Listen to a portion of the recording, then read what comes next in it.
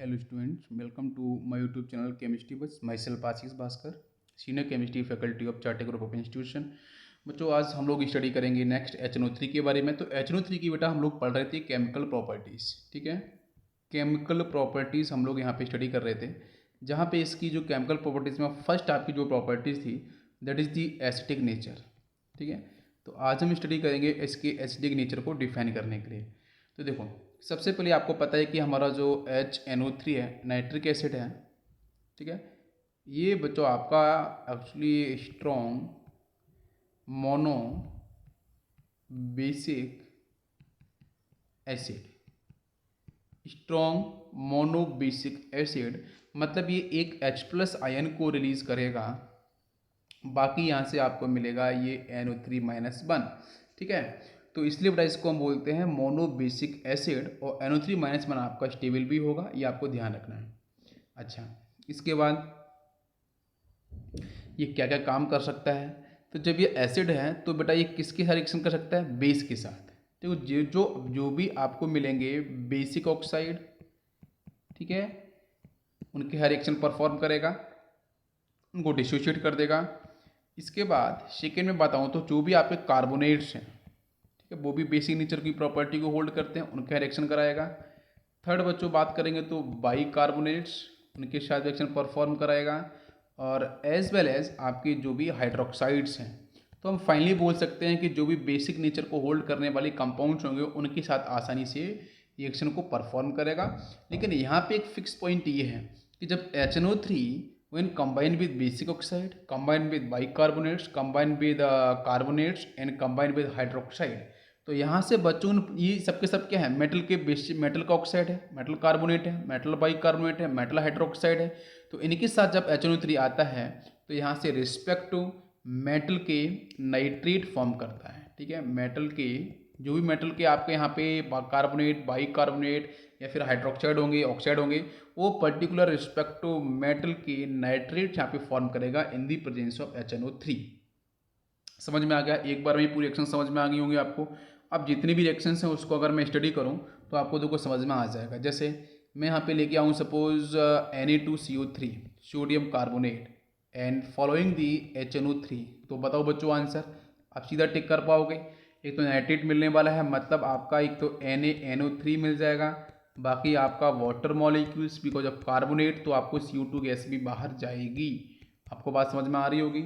Next अच्छा reaction बताना आप, अगर मैं कैल्शियम ऑक्साइड लेके आया इन दी प्रेजेंस ऑफ HNO3, तो आपको आंसर पता है कि तो CaNO3 ट्वाइस मिल जाएगा, CaNO3 ट्वाइस मिलेगा, प्लस आपको वाटर मॉलिक्यूल्स मिलेगा, ठीक है। सिंपल से स्टेप समझ में आ रहा होगा। अच्छा, इसके बाद सपोज मैं आयरन ऑक्साइड लेके आऊँ इन दी प्रेजेंस ऑफ HNO3, तो ये भी आपको फिक्स है कि यहाँ से एक तो आयरन का नाइट्रेट मिलेगा, मतलब FeNO3 थ्राइस मिलेगा, और प्लस आपको यहाँ से NO भी मिलेगा, एज वेल एज आपका वाटर मॉलिक्यूल्स भी देखने को मिलेगा।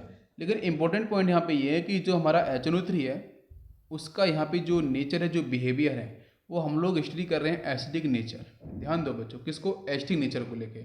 तो आयरन आपका डी ब्लॉक एलिमेंट है, मेटल है, तो मेटल बेटा है तो कहीं ना कहीं ये बेसिक ऑक्साइड को ही रिप्रेजेंट करेगा, बेसिक नेचर को रिप्रेजेंट करेगा। तो इसमें जो आंसर फॉर्म होगा उसमें सॉल्ट प्लस वाटर मिलेगा, और ये HNO3 है। फिर बच्चों HNO3 एक्चुअली में यहाँ पे नेसेंट ऑक्सीजन भी रिलीज करेगा, जिसके साथ भी रिएक्शन परफॉर्म होगा। तो बच्चों ये कन्वर्ट करेगा इसको, Fe यहाँ पे आपका +2 की स्टेट में है, तो ये बेटा कन्वर्ट हो रहा है Fe+3 के अंदर, इसका ऑक्सीडेशन हो रहा है। मतलब ये बेटा कैसे काम कर रहा है, HNO3 ऑक्सीडाइजिंग एजेंट की तरीके से, है ना। और HNO3 से ही बच्चों क्या मिलेगा, NO।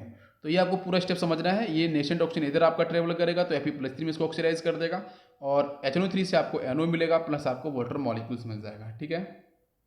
ये आपका हो गया बच्चों इसके पर्टिकुलर आपके एसिडिक नेचर को लेके। Now come second property, that is the oxidising nature. तो ऑक्सीडाइजिंग नेचर की बात कर लेते हैं। तो आपको पता है स्ट्रॉन्ग ऑक्सीडेंट की तरीके से काम करता है, because it will release the nascent oxygen. Nascent oxygen release करता है, तो इसकी स्टेप देखते हैं। जैसे बच्चों 2 मोल्स ऑफ HNO3 है, इसका बेसिक कॉन्सेप्ट क्या है, जब बेटा यहाँ से ये एक तो वाटर मॉलिक्यूल्स रिलीज करेगा, प्लस हम लोग इसके ऑक्सीडाइजिंग नेचर को देख रहे हैं। HNO3 2 moles water molecules plus NO2 भी रिलीज करता है 2 मोल्स के साथ, प्लस यहाँ से आपको रिलीज करेगा नेसेंट ऑक्सीजन। लेकिन जब हम बात करते हैं 2 moles of HNO3, same process को अगर फॉलो कराएं तो यहाँ से water plus 2 moles of NO and 3 moles of nascent oxygen. तो दोनों में से किसी को भी आप फॉलो करा सकते हो, दोनों ही रिएक्शंस लगभग आपकी एक जैसी हैं। यहाँ पे आपका NO2 है, यहाँ पे आपका NO है, ऊपर 1 नेशेंट ऑक्सीजन, यहाँ पे 3 नेशेंट ऑक्सीजन। बट ये ध्यान रखना पड़ेगा कि HNO3 कि कॉन्सेंट्रेशन के डिफरेंस की वजह से होता है। अगर हाईली कॉन्सेंट्रेटेड होगा तो 3 निशेंट ऑक्सीजन रिलीज कर देगा, या आपका हाईली कॉन्सेंट्रेशन हो गया। अगर कॉन्सेंट्रेशन थोड़ा सा आपका लो होगा तो फिर उस केस में 1 निशेंट ऑक्सीजन रिलीज करेगा, NO2 को रिलीज करेगा। बस ये आपका डिफरेंस और कुछ भी नहीं है। इसके बाद देखते हैं इसकी कुछ रिएक्शंस, तो आपको बिल्कुल आइडिया हो जाएगा। तो सबसे पहली स्टेप के अंदर हम बात करेंगे रिएक्शन विद नॉन मेटल्स। अगर ये HNO3 नॉन मेटल्स रिएक्शन करेगा तो फिर किस तरीके से आपका कंपाउंड फॉर्म करेगा। इसमें लेते हैं फर्स्ट रिएक्शन। अगर बच्चों कार्बन लेके आते हैं, देखो कार्बन बच्चों में बेटा, कार्बन बच्चों किस में आपका ऑक्सीडाइज हो जाएगा, कार्बोनिक एसिड में, कार्बोनिक एसिड में।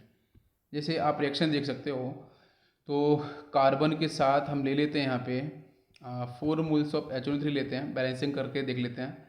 तो यहाँ से आपको सीधा आंसर मिलेगा H2CO3 प्लस आपको NO2 मिलेगा प्लस वाटर मिलेगा। अभी हम लोगों ने पढ़ा था कि ये जो हमारा HNO3 है ये कन्वर्ट होता है बच्चों वाटर मॉलिक्यूल्स में, प्लस NO2 भी हम लिख सकते हैं, NO भी लिख सकते हैं, और प्लस नेशेंट ऑक्सीजन को आपको डिफाइन करना है। ठीक है, मैंने दोनों ही रिएक्शंस को एक साथ लिख दिया है जो भी डिस्कस मैंने करी थी।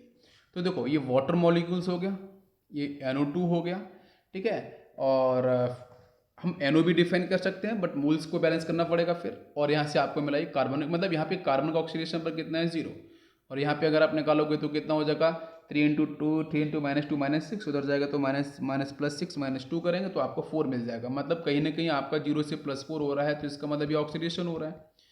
तो इसका मतलब ये बचा, ये देखो ये कैसे काम कर रहा है, फिर HNO3 ऑक्सीडाइजिंग एजेंट की तरीके से काम कर रहा है, जो इसको बेटा क्या कर रहा है, आपको डायरेक्ट H2CO3 में कन्वर्ट करना, ध्यान रखना। कार्बन बच्चों चेंज किसमें, कार्बोनिक एसिड के अंदर।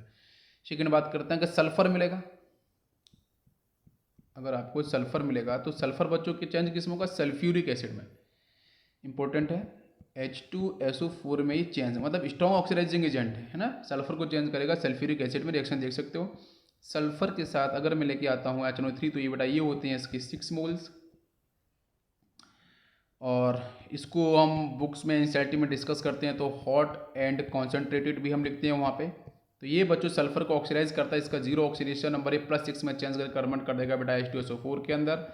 और HNO3 से आपको जो मिलेगा वो तो पता है NO2 आपको मिलेगा, और एज वेल एज आपको मिल जाएगा वाटर मॉलिक्यूल्स। इसके बाद नेक्स्ट रिएक्शन की बात करते हैं। अगर बच्चों यहाँ पे आपको मिलता है आयोडीन, तो आयोडीन को बच्चों ये कन्वर्ट करता है आयोडिक एसिड के अंदर। आयोडिक एसिड का मतलब HiO3, this is the iodic acid.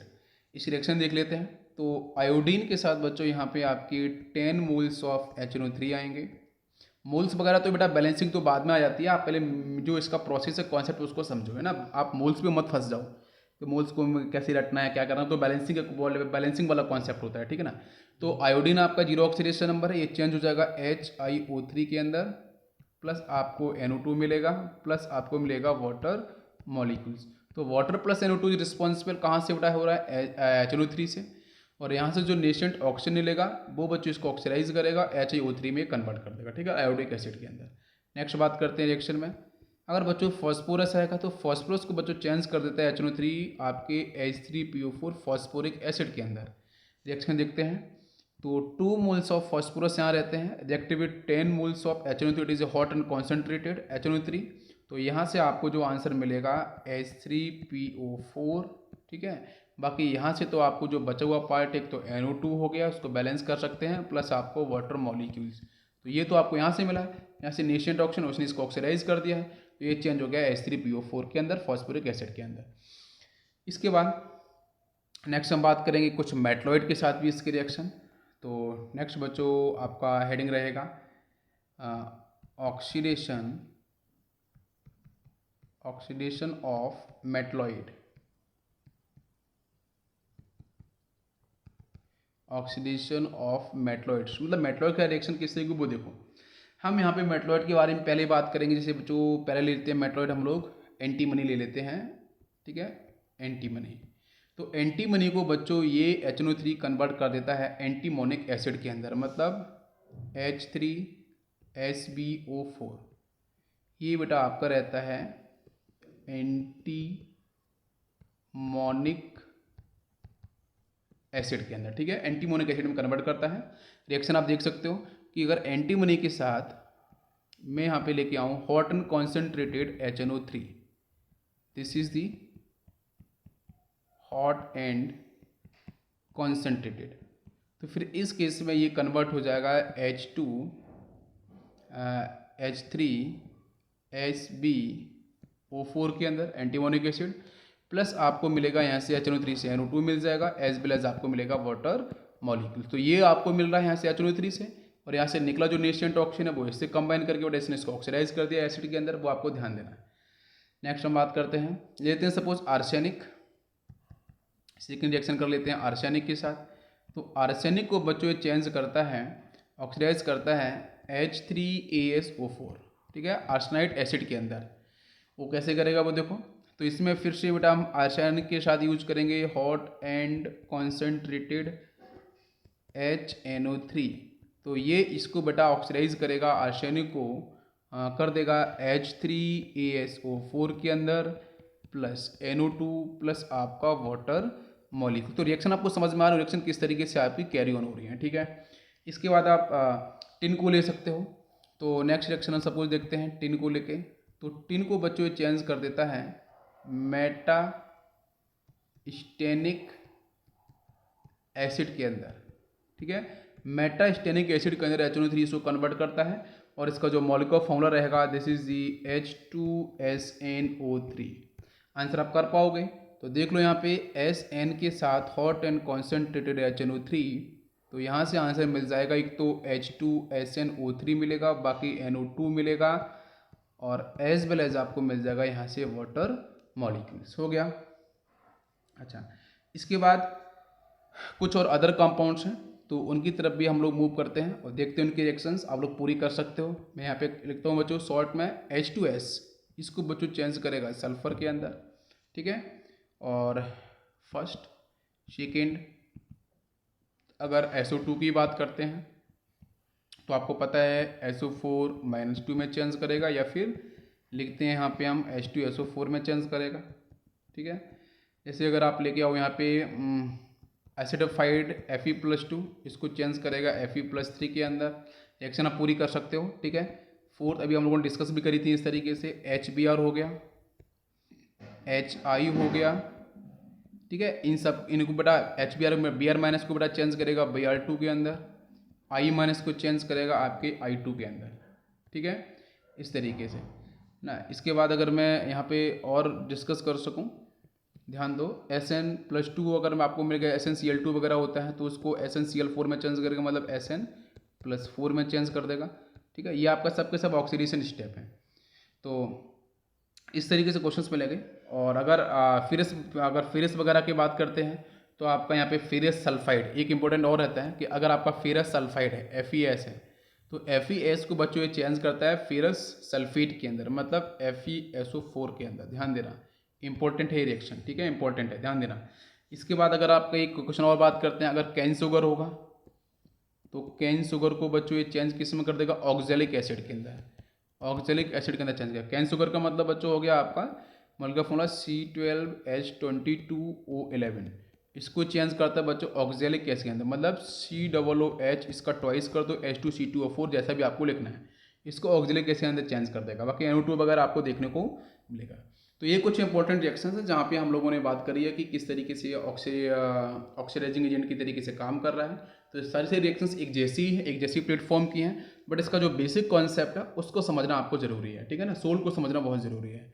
Next हम बात करेंगे इसमें, अगर बेटा ये जो HNO3 है अगर मेटल से रिएक्शन करेगा, ठीक है, पहले बेटा हम लोगों ने पढ़ा नॉन मेटल्स, फिर हम लोगों ने पढ़ी मेटलॉइड्स, अब बात करते हैं मेटल्स में। अगर ये मेटल से रिएक्शन करेगा तो फिर क्या फॉर्म करेगा। अब उसमें से भी कुछ मेटल्स ऐसे हैं जिनका रिएक्शन नहीं करता है, वो कौन कौन से हैं, नोबल मेटल्स। जो आपके नोबल मेटल्स हैं उनके साथ ये रिएक्शन परफॉर्म नहीं करता है HNO3।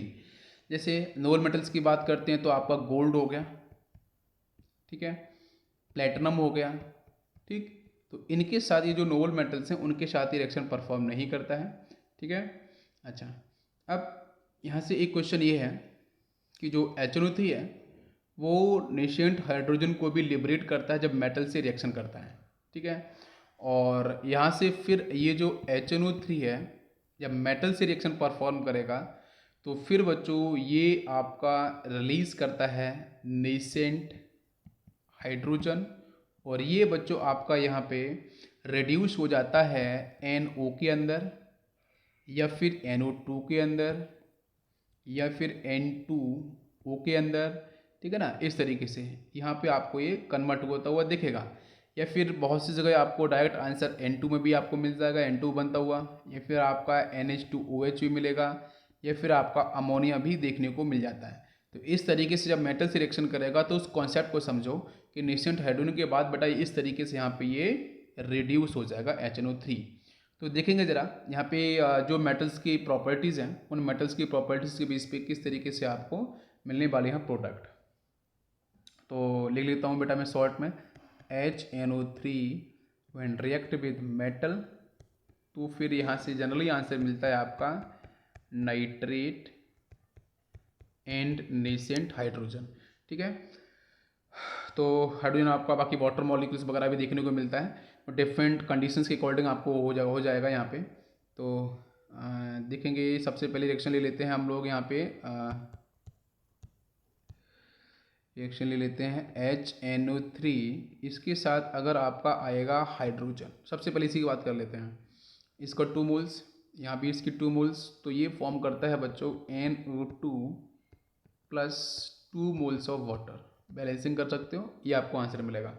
नेक्स्ट रिएक्शन की बात करूँ, अगर 2 मोल्स ऑफ HNO3 के साथ मैं बेटा लेके आऊँ 6 मोल्स ऑफ हाइड्रोजन, तो फिर आंसर आपका कुछ अलग मिलेगा, तो फिर मिल जाएगा NO। ध्यान दो, 2 मोल्स ऑफ NO मिलेगा और बाकी 4 मोल्स ऑफ वाटर आपको देखने को मिल जाएगा। कंडीशन देखो, 2 मोल्स यहाँ पे 6 मोल्स हैं, ठीक है। नेक्स्ट बात करते हैं, 2 मोल्स ऑफ अगर HNO3 रहेगा and following the 8 moles of hydrogen, तो फिर यहाँ से आपको N2O मिलेगा, ठीक है, प्लस आपको मिलेगा 5 मोल्स ऑफ वाटर। इसके बाद अगर 2 मोल्स ऑफ HNO3 के साथ मैं लेके आऊँ सपोज 10 मोल्स ऑफ हाइड्रोजन, तो फिर आपको आंसर मिलेगा N2 गैस, और प्लस आपको मिलेगा 6 मोल्स ऑफ वाटर। ये सब हम कर रहे हैं, इसमें एक पैटर्न आपको क्या दिख रहा है, मैं थोड़ा और चेक करके देख लूँ कि 2 मोल्स ऑफ HNO3 के साथ अगर मैं यहाँ पे 16 मोल्स ऑफ करता हूँ हाइड्रोजन, तो फिर आपको आंसर मिल जाएगा यहाँ से अमोनिया, NH3 आपको देखने को मिलेगा, प्लस आपको मिल जाएगा यहाँ से वाटर मॉलिक्यूल्स।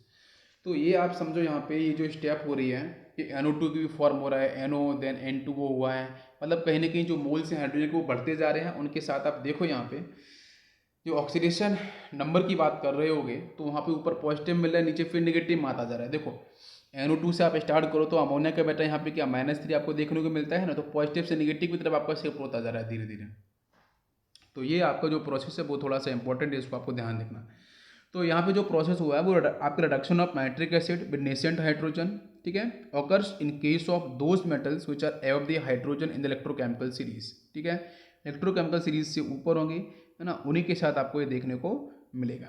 तो नेक्स्ट हम बात करते हैं इसमें कुछ और कॉन्सेप्ट को लेके, जैसे HNO3 बेटा ये नेसेंट ऑक्सीजन को रिलीज़ किया था, फिर ये जो मेटल के साथ नेसेंट ऑक्सीजन अगर रिएक्ट करेगा तो फिर यहाँ से आंसर क्या मिलेगा, इनके ऑक्साइड्स मिल जाते हैं, ठीक है, कॉन्सेप्ट को समझो। फिर यही जो ऑक्साइड है फर्दर रिएक्ट विद HNO3, तो फिर यहाँ से फॉर्म करते हैं ये नाइट्रेट प्लस वाटर मॉलिक्यूल्स, ठीक है।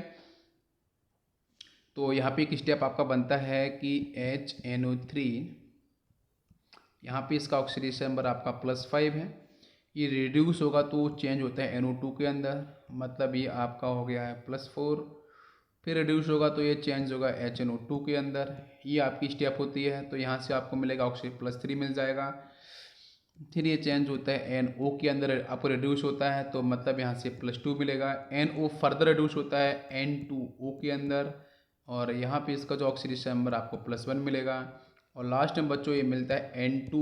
N2 का मतलब यहाँ पे 0, और N2 के बाद बेटा ये फर्दर आपका रिड्यूस होगा तो फिर आपको मिलता है NH2OH। स्टेप को समझ लो ध्यान से, गलतियाँ फिर नहीं होंगी। ये -1 और फिर फर्दर आपका रिड्यूस होगा तो यहाँ से लास्ट में मिलता है अमोनिया NH3, ये आपको हो गया -3। तो जब भी कभी क्वेश्चन आता है आपका रिडक्शन को लेके, है ना, रिड्यूसिंग नेचर को लेके, तो वहाँ पे HNO3 है वो किस तरीके से रिड्यूस कर रहा है वो आपको ध्यान देना है। पहले NO2 में जाएगा, अगर आपके और निश्चित हाइड्रोजन है फिर HNO2 में, नेक्स्ट NO में, N2O में, N2 में, NH2OH में, और फिर लास्ट में अमोनिया में। इस तरीके से आपको इसको ध्यान रखना है, ठीक है।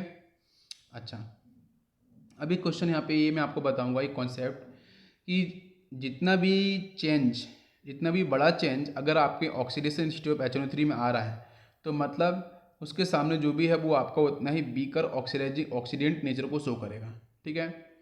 तो जब डाइल्यूशन करते हैं तो डाइल्यूशन करने पे आपका जो ऑक्सीडेंट नेचर है HNO3 का, ऑक्सीडाइजिंग प्रॉपर्टी है, वो आपकी डिक्रीज करती जाती है, ठीक है। इसका मतलब ये हो रहा है कि more is the concentration of H plus NO3 minus ion, तो more is the oxidising power, ठीक है। तो इसलिए HNO3 आपका पावरफुल ऑक्सीडाइजिंग एजेंट के तरीके से काम करता है। इसके बाद हम बात करेंगे इसमें कुछ अदर रिएक्शंस को लेके। जब मेटल के साथ हम रिएक्शन की बात कर रहे हैं तो मैंने यहाँ पे हेल्प ली है इलेक्ट्रोकेमिकल सीरीज़ की। तो इलेक्ट्रोकेमिकल सीरीज़ की रिस्पेक्ट पे हम लोग यहाँ पे डिस्कस करेंगे तो आपको प्रॉपर समझ में आएगा, ठीक है। देखो ध्यान से सबसे पहले मैं बात करूँगा कि यहाँ पे जो आपके हाईली रिएक्टिव, जिसमें हम बात करें हाईली एक्टिव मेटल्स, मतलब इलेक्ट्रोकेमिकल सीरीज़ में जो हाइड्रोजन से ऊपर आते हैं, तो ऊपर आने वाले एलिमेंट जैसे बच्चों आपका मैग्नीशियम हो गया है, आपको मैग्नीज हो गया है, ठीक है। तो मैग्नीशियम और मैग्नीज, सबसे पहले इसी के बारे में बात करेंगे। तो ये जब बच्चों डाइल्यूट HNO3 से रिएक्शन परफॉर्म करते हैं तो ये बच्चों प्रोड्यूस करते हैं यहाँ से हाइड्रोजन और मेटल नाइट्रेट आपका ये प्रोड्यूस करते हैं, ठीक है।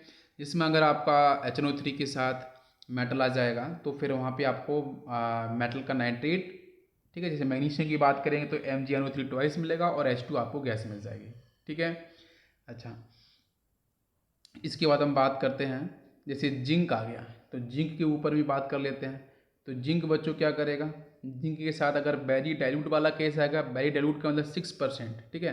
तो फिर वहाँ से आपको मिलता है ammonium nitrate, in case of very dilute वहाँ से मिलता है आपका अमोनियम नाइट्रेट मिलेगा इंपॉर्टेंट, एंड मेटल नाइट्रेट अभी आपको देखने को मिलेगा। इसके बाद अगर यहाँ पे आपका कॉन्सेंट्रेटेड HNO3 है ना, जिसका मतलब 70% HNO3 आपका रहेगा, है ना, तो वहाँ से फिर आपको मिलता है, ये देखो आपका जिंक नाइट्रेट, आपको मतलब जिंक होगा तो जिंक नाइट्रेट मिल जाएगा, मतलब मेटल नाइट्रेट मिलेगा, और प्लस आपको मिलेगा यहाँ से N2O देखने को मिलेगा, और बाकी आपका वाटर मॉलिक्यूल्स आपका रिलीज होगा, ठीक है। इसके बाद नेक्स्ट बात करते हैं इसी तरीके से हम टिन को लेके भी और जिंक को लेके भी, है ना, और आयरन को लेके भी ये आपका सेम प्रोसेस रहेगा। अगर आयरन में वेरी डाइल्यूट वाला केस होगा तो आपको फेरस नाइट्रेट मिलेगा, अमोनियम नाइट्रेट मिलेगा जो नीचे डिस्कस किया मैंने, प्लस आपका वाटर मॉलिक्यूल्स आएगा। अगर आपका डाइल्यूट सिर्फ हुआ तो फिर N2O गैस मिलेगी और आपको मिलेगा मेटल, आपका आयरन का नाइट्रेट देखने को मिल जाएगा, ठीक है। अच्छा, इसके बाद हम बात करते हैं लेड की तरफ। Pb जैसे में लिखा है copper, silver, lead, mercury, iron, zinc. अगर लिखा है कॉन्सेंट्रेटेड HNO3 लिखा है तो फिर बच्चों वहाँ से आंसर मिलता है NO2 और आपको मिलता है मेटल नाइट्रेट। मतलब मेटल नाइट्रेट तो कॉमन है, वो आपको ध्यान रखना ही पड़ेगा, और बाकी आपको मिलेगा यहाँ से NO2। लेकिन जब हम बात ये भी करते हैं अगर लेड के साथ Pb के साथ अगर डाइल्यूट वाला पार्ट होगा तो फिर वहाँ पे NO2 नहीं, वहाँ पे NO निकलता है। Copper, silver, gold, mercury, lead अगर डाइल्यूट वाला केस होगा तो फिर वहाँ से NO गैस रिलीज होगी और आपको मिलेगा मेटल नाइट्रेट आपको देखने को मिलेगा। क्लियर है। अच्छा, इसके बाद मैं बात करूंगा जो मेटल आपके हाइड्रोजन में हाइड्रोजन से नीचे आते हैं इलेक्ट्रोकेमिकल सीरीज के, जैसे कॉपर हो गया, सिल्वर हो गया, मरकरी हो गया, तो इनके साथ कैसे होगा। तो इनके साथ तो वो एक साथ मैंने लिखा हुआ है, आप प्रोसेस को समझ लो। मैंने एक साथ एक कंप्लीट मैंने यहाँ पे रिजल्ट आपको लिखा हुआ है, वो रिजल्ट को आप एक बार यहाँ पे देख लो, एनालाइज कर लो, आपको आंसर मिल जाएंगे सब, ठीक है। फिर मैंने ये भी आपको डिस्कस किया है कुछ मेटल्स ऐसे हैं जो HNO3 के साथ आपके पैसिव रहते हैं, जैसे एक आयरन हो गया, कोबाल्ट हो गया, निकल हो गया, क्रोमियम हो गया, ठीक है, बिकम्स पैसिव इन कॉन्सेंट्रेटेड HNO3। क्यों होते हैं, बिकॉज बच्चों एक थिन मेटल की ऑक्साइड की लेयर फॉर्म कर लेते हैं जब कॉन्टैक्ट में आते हैं HNO3 के, है ना। कॉन्सेंट्रेटेड एजोनेट्रिक कॉन्टैक्ट में आयरन आएगा, कोबाल्ट आएगा, निकेल आएगा, क्रोमियम आएगा, एल्यूमिनियम आएगा। तो ये क्या करते हैं, HNO3 की प्रेजेंस में, कॉन्सेंट्रेटेड HNO3 की प्रेजेंस में एक थिन लेयर फॉर्म कर लेते हैं मेटल ऑक्साइड की सरफेस को। तो फिर से इसके पास रिएक्शन परफॉर्म नहीं हो पाती है। इसका रीज़न आपको ध्यान रखना है। और कौन कौन सी मेटल्स ऐसे जो रिएक्शन परफॉर्म नहीं करते हैं, तो वो आपका रहता है बच्चों, जैसे प्लेटिनम हो गया, गोल्ड हो गया, रोडियम हो गया, है ना। ये आपके होते हैं वो नाइट्रिक एसिड के साथ रिएक्शन परफॉर्म नहीं करते हैं। लेकिन जब इनको हम डालते हैं एक्वा रेजिया के अंदर मेटल्स को, तो फिर आपके डिजोल्व हो जाते हैं और निशेंट क्लोरीन वगैरह आपके जो होंगे फिर वो रिलीज करते हैं। ठीक है, तो ये आपको पूरा ध्यान रखना है टेबल को जो यहाँ पे मैंने डिस्कस करी है। ठीक है, ऐसे एसिड के साथ कौन सा HNO3 आएगा, तो आपको ये एसिड मिलेगा, बाकी आपको यहाँ से NO2 गैस देखने को मिलेगी। क्लियर हो गया पॉइंट। इसके बाद बच्चों हम लोग बात करेंगे इसके स्ट्रक्चर के ऊपर। ठीक है, तो वो हम लोग यहाँ पे फॉलो करते हैं, देखेंगे कि HNO3 का जो बेसिक स्ट्रक्चर है वो कैसे रहेगा, जिसमें हम लोग HNO3 को अगर आयोनाइज करते हैं तो यहाँ से आपको मिल जाता है NO3-1। ठीक है, तो इनके स्ट्रक्चर के बारे में बात कर लेते हैं। ये तो आपको पता है नाइट्रिक एसिड आपका मोनोबेसिक एसिड है। ठीक है, तो H+ आयन आपके ऑक्सीजन अटैच है वो एसिटिक हाइड्रोजन रहेगा। तो जरा इसको देख लेते हैं। यहाँ से आपका ये नाइट्रोजन डबल बॉन्ड हो, एक आपका कॉन्स्टेंट बॉन्ड हो, बाकी आपका ये रहा एसिडिक हाइड्रोजन। ठीक है, ये बना स्ट्रक्चर। और इसके बाद यहाँ पे रेजोनेटिंग भी काम करेगा, बिकॉज इक्विवेलेंट रेजोनेंस होने की वजह से। तो ये OH में चेंज कुछ होगा नहीं। यहाँ से आपका नाइट्रोजन, ऊपर फिर कॉन्स्टेंट बॉन्ड हो, नीचे आपका डबल बॉन्ड हो। ठीक है, तो ये इस तरीके से देखने को मिलते हैं। बाकी यहाँ पे मैं बॉन्ड लेंथ को लेके बात कर लेता हूँ। Oxygen, nitrogen, oxygen and now this is a hydrogen. तो यहाँ पे आपकी जो बॉन्ड लेंथ और बॉन्ड एंगल होगा, ये बॉन्ड एंगल होता है 102 डिग्री, और यहाँ पे आपको जो बॉन्ड एंगल मिलता है वो 130 डिग्री मिल जाता है।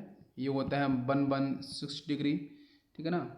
और ये जो बॉन्ड लेंथ यहाँ से लेके यहाँ तक होती है, ये आती है 1.41 एंगस्ट्रॉम। और ऑक्सीजन हाइड्रोजन की ये जो बॉन्ड लेंथ आती है, बेटा 0.96 एंगस्ट्रॉम। और ये जो बॉन्ड लेंथ आएगी NO बॉन्ड लेंथ, रेजोनेंस यहाँ पे देखने को मिलता है 1.22 एंगस्ट्रॉम। ठीक है, तो ये कुछ बेटा इसके रहते हैं आपके स्ट्रक्चर। जहाँ पे हम बात करते हैं NO3- को लेके भी, तो वो भी देख लो। तो NO3- बच्चों कैसे बनेगा, नाइट्रोजन डबल बॉन्ड हो, कॉन्स्टेंट बॉन्ड हो, जहाँ पे OH था वहाँ ऑक्सीजन पे पास माइनस आ जाएगा। यहाँ पे इसके रेजोनेंस बिल्कुल काम करेगा। तो रेजोनेंस होने पे क्या मिलेगा, ये नाइट्रोजन ऊपर डबल बॉन्ड हो जाएगा, फिर यहाँ पे O- होगा, ये कॉन्स्टेंट बॉन्ड O रहेगा। ठीक है ना, इस तरीके से। और फिर अगर मैं इसके रेजोनेटिंग हाइब्रिड बनाने की कोशिश करूँ तो एक बार नेगेटिव इधर भी पहुँच जाएगा। तो यहाँ पे जो हाइब्रिड बनाने की कोशिश करूँ तो ये बनता है नाइट्रोजन, यहाँ पे ऑक्सीजन, क्योंकि इसका एक रेजोनेंट आपका और जाएगा, वो रहेगा इस तरीके से नाइट्रोजन O-, यहाँ पे ये आपका डबल बॉन्ड हो, और यहाँ पे O-। ठीक है ना, इस तरीके से।